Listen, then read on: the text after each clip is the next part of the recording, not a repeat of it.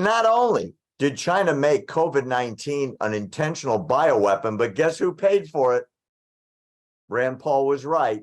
Money came from us, went to China, built the weapon.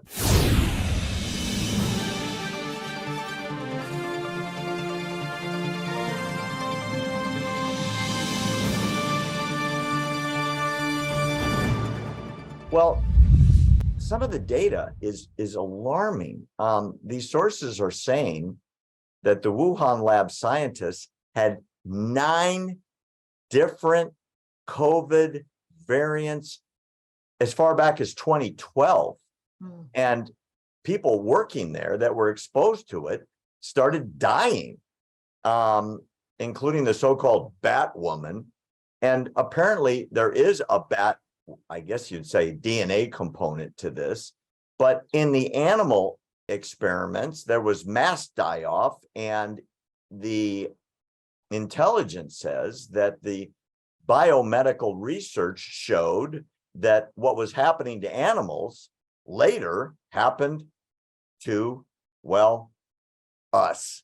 And more importantly, and this is the crazy part, there is now evidence that at least $14 million came from the United States through the EcoHealth Alliance under the NIH. What do you know about that?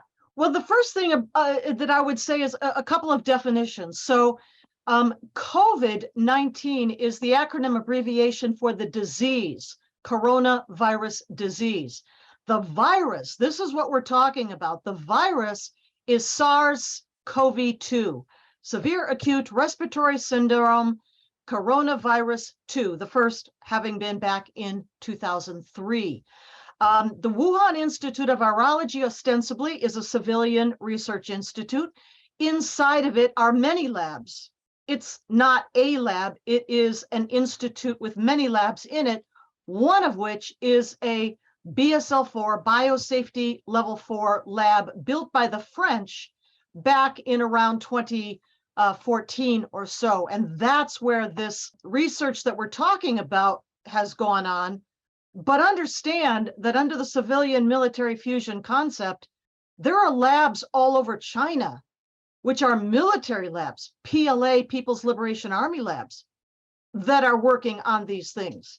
But because they collaborate, it's all shared.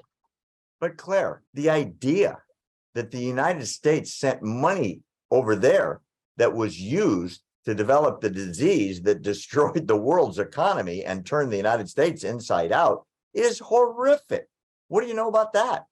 Well, remember how often in the United States Senate, Senator Rand Paul, so often over the past couple of years, challenged then NIAID, National Institutes of Allergy Infectious Disease, subordinate to the NIH, National Institutes of Health, Director Dr. Anthony Fauci, now retired. And he challenged him on precisely your point there, Barry, which is about the U.S. funding comes from the U.S. Congress through the Department of Health and Human Services down to the NIH.